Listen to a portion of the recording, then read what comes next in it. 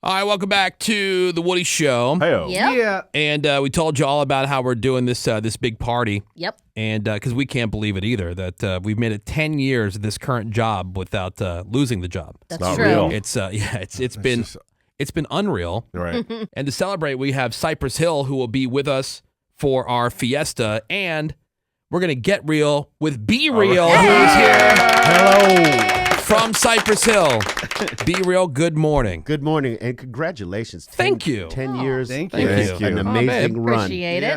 And Dude. I wish you more years to come. Thank you Thank so you. much. So yeah, Cypress Hill will be this is I got to tell you. So the 10-year anniversary of us at this current job.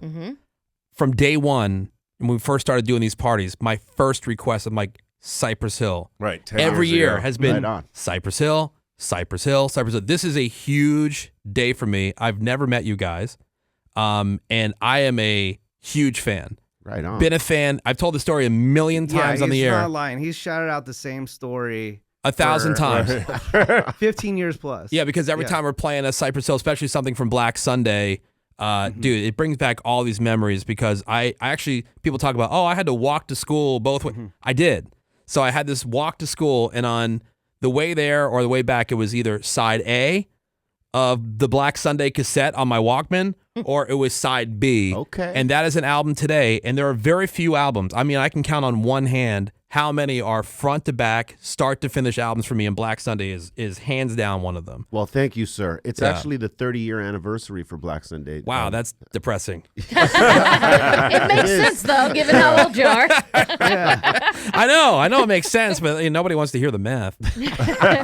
But yeah, I mean, because the thing about Cypress Hill, what I love about you guys, like I love the energy. I love the I just love the vibe, man. It's a I don't know, it's the beats, there's angst in there. There's all kinds of stuff that just, like, to me, just that's my personality. Yeah. I love that. So thank you, because it's really a huge honor to have you here. Well, thank you, man. Making Black Sunday, or in any album for that matter, it was just us pouring out our experiences and feelings and who we were and what our vibe was and our not give a damn punk rock attitude. Because I mean, we had listened.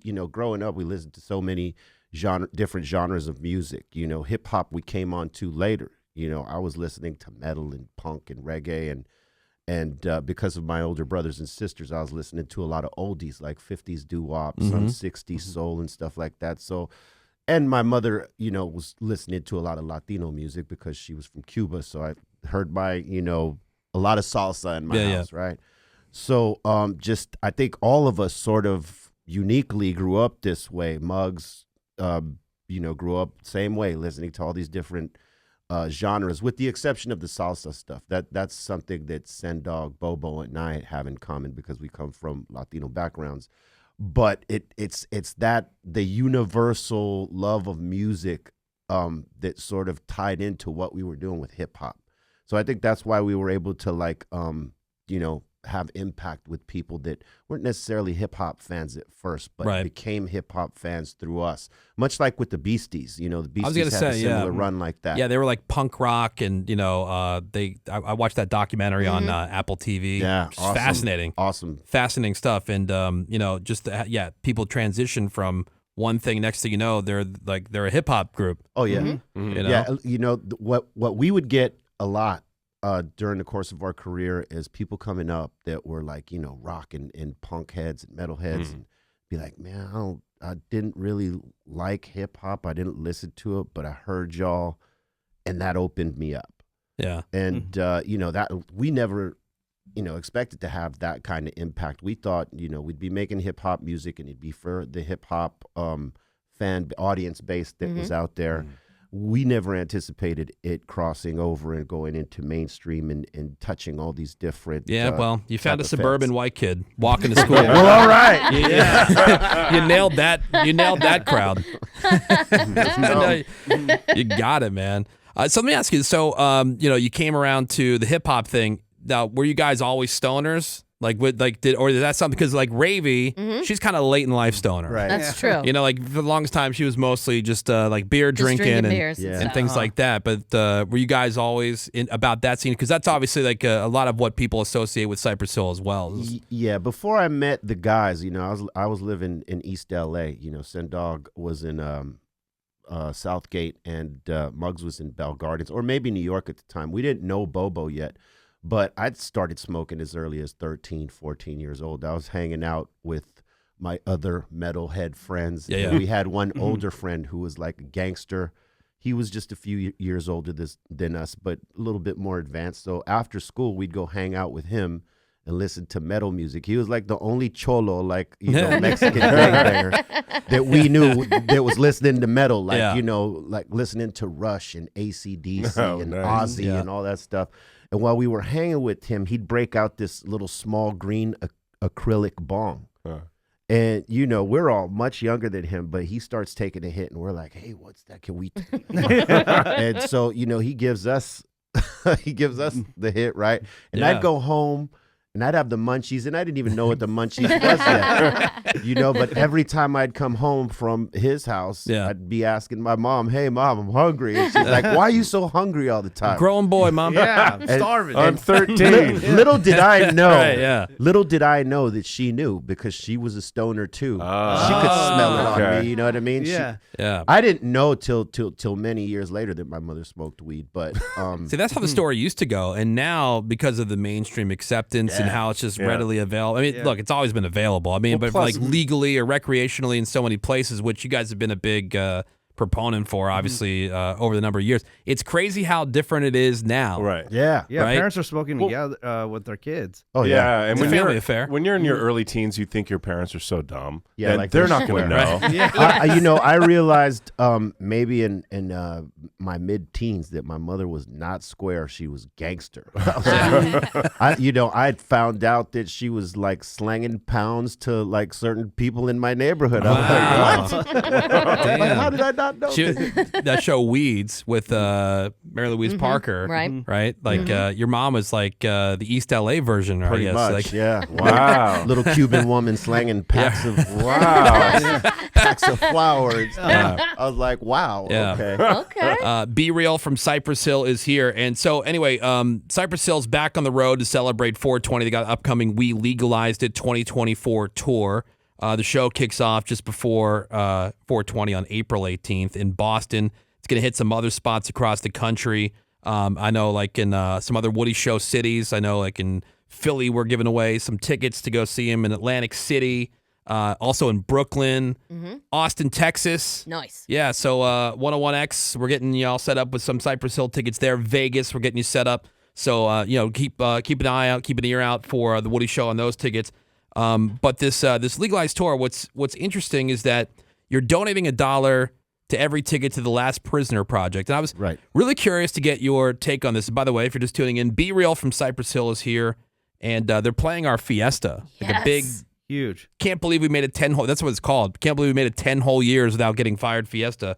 Super pumped about that. Great title. So it started facts. as it really started every year. It's like, It's quippy. can't believe we made it 1 whole year without getting fired. Now we're going to end up saying like 12 whole years. Or hopefully. Didn't mean to jinx You it. will. Thank you. Thank you. But $1 from every ticket sold goes to the Last Prisoner Project, which is a nonprofit working to reform some criminal justice, the system, when it comes to these progressive drug policies. And one of the big stories here recently was what's been going on in Oregon. Right. So I guess a little clarification from you, because for the longest time it has been, people getting popped for weed, and they have a record and they're going to jail. Now, they've found out like in Oregon, like, man, like allowing people with heroin and cocaine or whatever. So is there a line, or are you just in favor of all drugs being legalized? For me, there's a line. But I believe there is. You're a common sense guy. I kind of figured there might be. Yeah, there's a line, man. Right. Yeah. Weed is much different than any of the other drugs, obviously, and all that gateway nonsense. We know that is not true. Your choices and the people you hang with are the gateway. You know what I mean? Yeah. But in terms of these hard drugs that they're,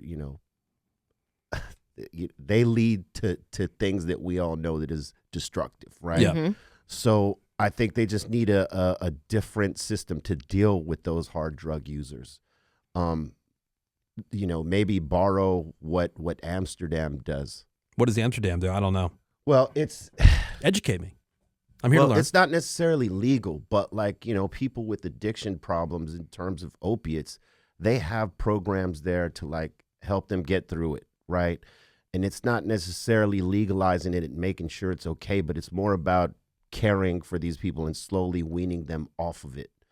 And we don't have too much like that in place. I mean, we do, but it doesn't necessarily have the impact that we want it to. So you're talking more about the addict side of things, but what about when it comes to the people supplying, like the people who are pushing or creating? Because in a lot of ways, I mean, this is what's if it's not. Yeah, well, if it's not being pushed or it's not being you talk about the friends are being the big, and I do believe that. Well, yeah, I think I do believe that. I think it starts with some of these pharmaceutical companies constantly putting out these opiates that we know is destroying people's lives, and I think we need to get a grip on that. Yeah, so more advocacy for the addicts, not so much hey man, everybody should just be dealing and free for all. I don't believe in that because there is moderation, but an addict doesn't have they don't moderation. know. Right. Yeah. It's like me with cookies. Yeah. Dude, those Costco mini chocolate chip cookies, dude. Don't put those in I front can't, of you. dude, you can't even have them around. No. Like me with Rocky Road ice cream. Rocky Road ice Don't put it cream. in front of you. I can't even have it in the house. And then if my wife does get it, put it in the house, she'll have it before I do, and I'm like, come on. Yeah. Be Real from Cypress Hill is here. Hell Still yeah. can't believe you're actually in the studio, man. This is actually happening. Again, so much talk over the years about trying to get Cypress Hill to do this show for. I've been to so many Cypress Hill shows, and there's just an energy. I even remember I put it in there with. I remember vividly going to a Family Values tour back in '98 or whatever, and the Limp Bizkit and Korn and everything else. Right. And you're in this arena, and everybody's just jumping and the whole crowd is into it. That's a Cypress Hill show. Yeah. Normally, everybody's into it. I'm saying everybody's just so into it. It's a like I man. said, it's a vibe, man. I love it. The last time the so- three of us saw you guys was in Big Bear, and Yes. it was Oh, just that's snowballs Oh, yeah. everywhere. Yeah. I got cracked right in the face with the snowball. Yeah.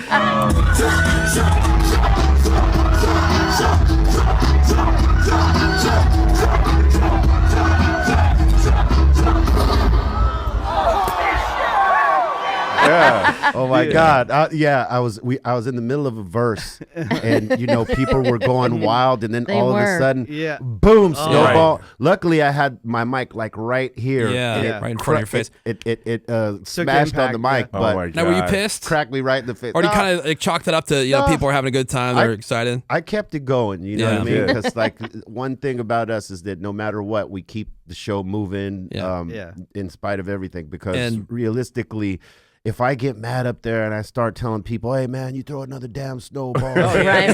then they all start throwing. Yeah, snowballs. that's true, I'm too. like, Yeah, no, that's also I would true. just go let it slide and keep it moving. And you guys are probably so high anyway. It's like, yeah. yeah. Pretty much. What? Well, that took me out of my high. I'll tell you Yeah. that. Yeah, I bet. Oh, wow. I bet. I was so high at one of your shows that I felt like you were singing in my ear, like the microphone. Directly at you. I was. Right next to my ear. Yeah, probably. I was Yeah. in another planet. I projected myself out of my body right to your ear. Boom. We just announced it this morning. Woody Show Fiesta. It is happening on Saturday. It's a Saturday night. Good. We're at April 13th, Belasco Theater. We usually do these things at the Conga Room, but they're closed. They went out of business, but it's still Wow, really? Yeah, they went out, but they, down at LA Live. But we're not that far. We're only like Right. a block or so away. The Belasco Theater. The place is beautiful. It's a beautiful I place. can't yeah. wait to be It's in a there. really cool venue. Tickets are on sale for the Woody Show Fiesta this Friday. It's as you know, it's always a small room. This Yep. is a Intimate. this is an intimate experience. So we're talking like 1,000, 1,100 people, and it's going to be awesome. Cypress Hill is there. Tickets are $25. Partywithwoody.com. They go on sale this Friday morning at 6 a.m. Menace was mentioning because you went down to the Yeah, I went to the Hip Hop Museum. Hip Hop and Museum. You get a lot of love Yeah. at the Hip Hop Museum. So much Cypress Hill Yeah, so all over that place. salute to Hip Hop Infinity and the museum for putting us up like that. I didn't expect it. I mean, I had been seeing clips from IG from fans that had went like, "Hey, look what they're doing with you guys," and I actually went down there this last weekend and checked out everything, and it was amazing. Obviously, there's a lot of artists that they need to add to it, but what the representation now is amazing. Who do you think of everybody who is missing? Give me like one that. Like I didn't see enough representation on Public Enemy. Really? Yeah. Okay. Oh wow. Okay. They're there, but they meant a whole lot. Yeah, beef it up. Yeah, of course. Beefed it up. I didn't see so much on Fat Joe and Big Pun. Yeah.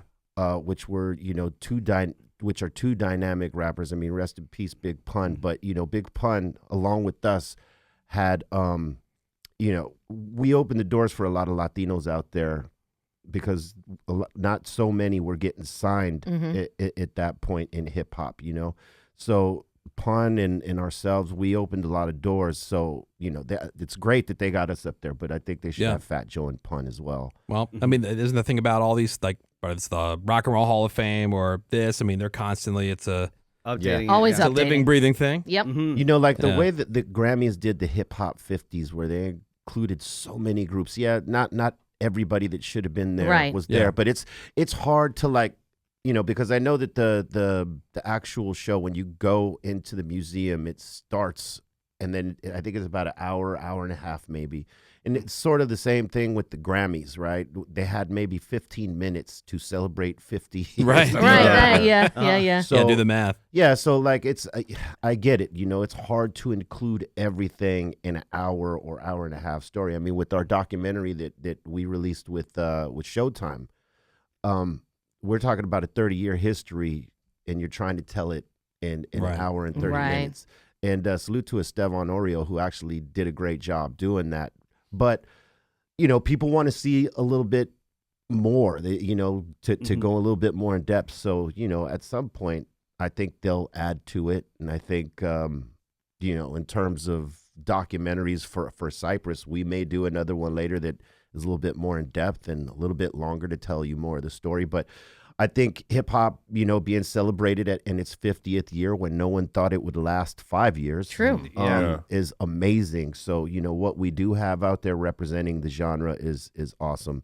I just think they need to slowly but surely add on to it as they're, celebrating it. Cool. All right. Well, Be Real from Cypress Hill is here. Cypress Hill performing at the Woody Show Fiesta coming up April 13th, Saturday, April 13th, Belasco Theater. Tickets on sale this Friday.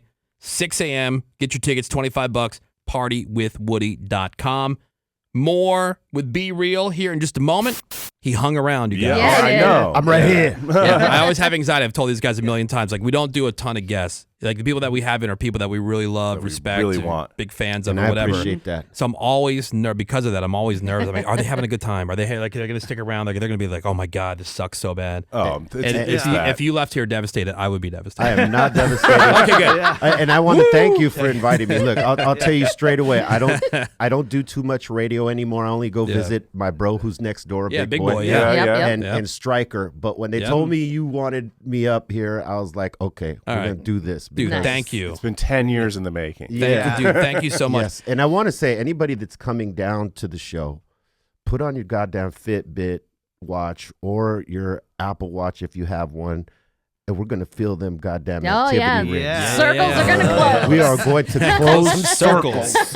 No, we do that like on stage. That's very hip hop. Let's close some circles. That's right. Hey, we do this on stage, right? Like Yeah, it yeah. started off as a challenge. Eric Bobo, our percussionist and drummer, and myself, and then we included our DJ Lord, which we blast him, because he's a DJ. He's moving, but he's not moving like we are.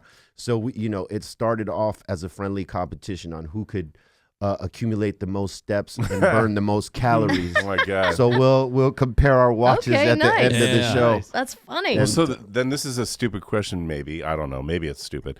Before you go on tour, do you train? Oh, yeah.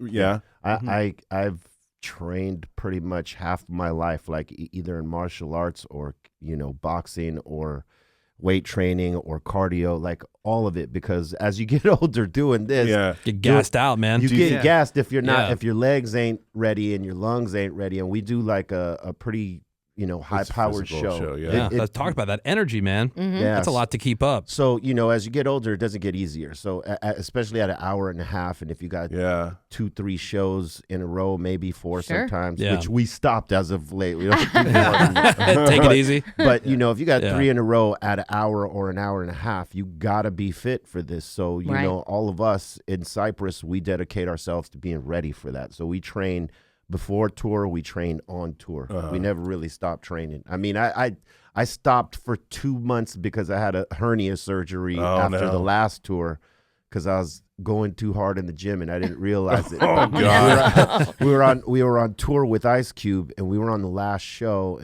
And it was second to the last song. Everything's going well. I don't feel nothing, and I hadn't felt it ever. And I took a step to my right, and this pain I never felt before, and I knew exactly what it was, because of the area. And I was like, oh, I had to cut his song short. Wow, that painful. We were ending each show with a tribute to House of Pain because they're our brothers. Everlast is like my brother. Salute to Everlast out there. So we would tribute this song, and it's the most explosive song in hip hop as we see it. Yes, there are other great songs, but in terms of picking people up, that's probably at the top of the list, right? So we would tribute him, but like when I felt that pain, man, I saw we had 3 songs left. Catch you on the next one. I was like, okay. I got through the 2. I looked at the boys and I was like, yeah. And so when I got back to LA, fortunately, I was able to get in, get the surgery done and heal up for 8 weeks. And I just started training like 2-3 weeks ago again to prepare for the tour that we have coming up with. We legalized it. And the all-time high tour, which is in Ontario. Just being prepared for all the shows because we want to bring it and we don't ever want to dial it in or go through the motions. Sure. So yeah, back in my gym. Which, by the way, for the We Legalized It 2024 tour, going out with Sublime with Rome, friends of ours. Yes. Oh yes, love those guys. The Far Side, Action Bronson, and there's a ton of people going out. Yeah. Can I ask you a question that and this is why I'm going to ask it because I feel like maybe I shouldn't have asked it, but you brought up already so many of the bands that are on this list. I'm always interested to see an artist rider. Right. And I noticed in the Cypress Hill rider, there's a list of, like, if there's going to be music played before you guys come on, there is a specific list of bands and artists that are not to be played. Right. And I was looking, but you've mentioned a lot. So it's not that there's beef. Right. No. Right. It's just because I saw like Adele, any songs from Adele. I'm like, wow, what happened with Adele? No. Like you mentioned already, like Public Enemy, Beastie Boys are on this list. House of Pain is on this list. You also mentioned, Black Sabbath, War Pigs. So like, what's is that just for what's the purpose of the songs being on the rider? Yeah, like do not play these. Do not play those. Where did that come from? It's right here. I didn't make it up. I could see Adele not being played. Yeah, it's just not in the vibe. Or your own songs because you guys are about to come out. Oh, right. Okay, yeah. I mean, your own songs make perfect sense. So for in that part, okay, so I think what it is, So no beef. I'm looking for the good juicy stuff here, man. No, there's no beef. Yeah, okay, cool. With any of those artists. I think Adele, because it doesn't necessarily match the tone of where we're at. Usually, I want to know how high somebody is if they're going to play Adele before Cypress Hill comes out. Usually our sound guy will play Adele after to clear the floor. Oh, that works. Yeah. That because hip hop fans, they're there for hip hop, right? Sure. Yep. Or some of them are there for the heavier stuff. But in relation to our music, we're going to play it, so we don't want any DJs totally get that. It. Yeah, I didn't figure you had beef with yourself. Yeah, and I don't know how the Beastie Boys and Public Enemy ended up on that. It's interesting playlist, but I think because most artists have that to say. Like if you ask about like, oh, hey, I noticed there's a whatever, and they go, is that true? They're like, can I see that? Let me see that. Yeah, no, they have no idea. I don't even know where that list came from. Yeah. And the other thing I just wanted to ask you real quick, 'cause this comes up, and in fact, there was just a thing on TMZ this past week where some model, like some guest model or whatever, she was defending herself because she says that when she's listening to music and she's repeating lyrics from an artist, that she will use whatever words, and in this particular case, it was the N-word, when she's like just singing along, and I'm thinking like, man, I've done that a million times to like Cypress Hill songs, like "Insane in the Brain" or like "Hand on the Glock," like and I'm not like, is that wrong? Because it's music, it's art. Yeah, I don't see it. Like, it's not for me. I know personally, like nothing's meant by it, but I was kind of wondering from an artist perspective. No, I mean, we make it. We're in the moments where we make it. Yeah. And whatever environment we came out of, this is what we're sort of projecting and also reflecting on. So, for us, it's like we don't think about who's going to sing along. Right. We're just hoping you do sing along. Right. I don't think any artist minds it. Okay, so let me ask you as a white person, am I to self-censor? Like at a Cypress Hill show, am I to self-censor? Like what do you want from us? Like I don't want to piss you guys off. I don't think anybody self-censors at a Cypress Hill. Okay. It's just very punk rock in that way. Like we're here, we're going to take in every part of it. Yep.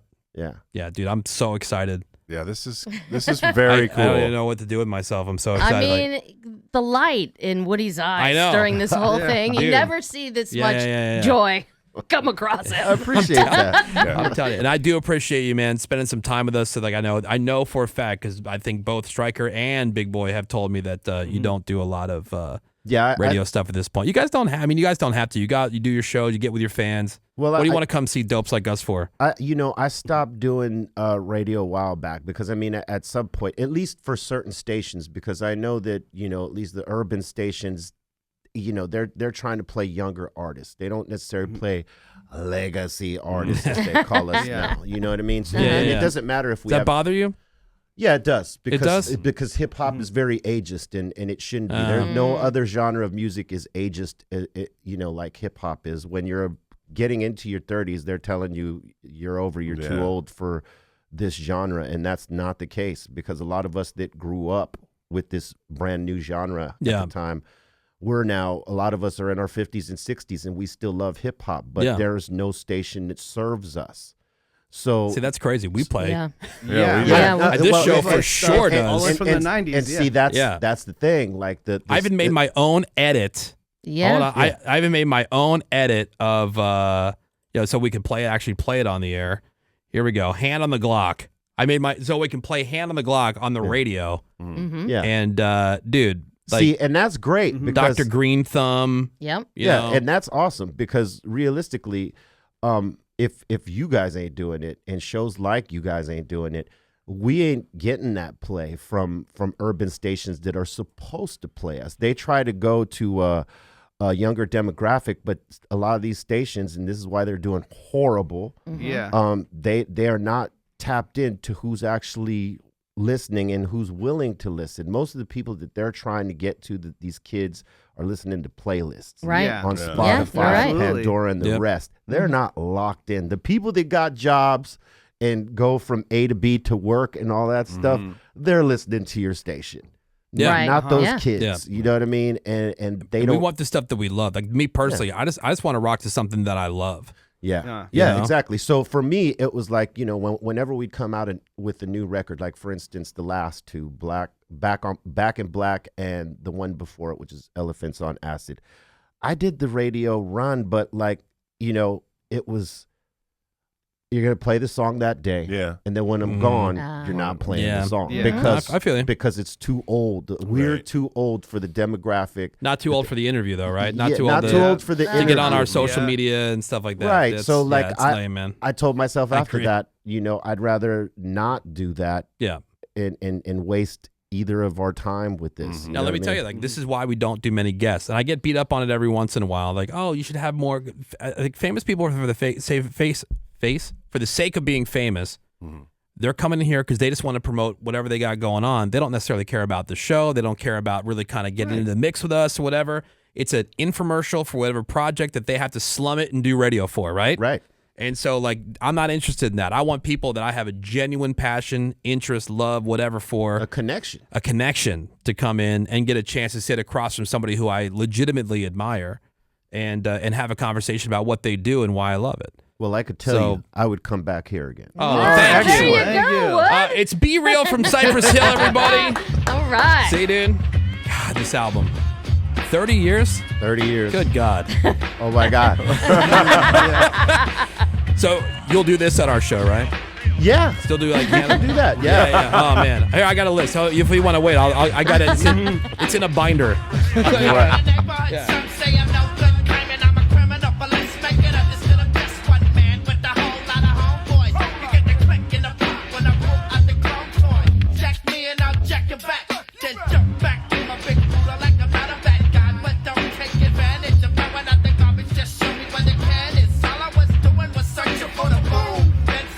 The white guy like me look really awkward, like just jamming to this. Cause I feel like really.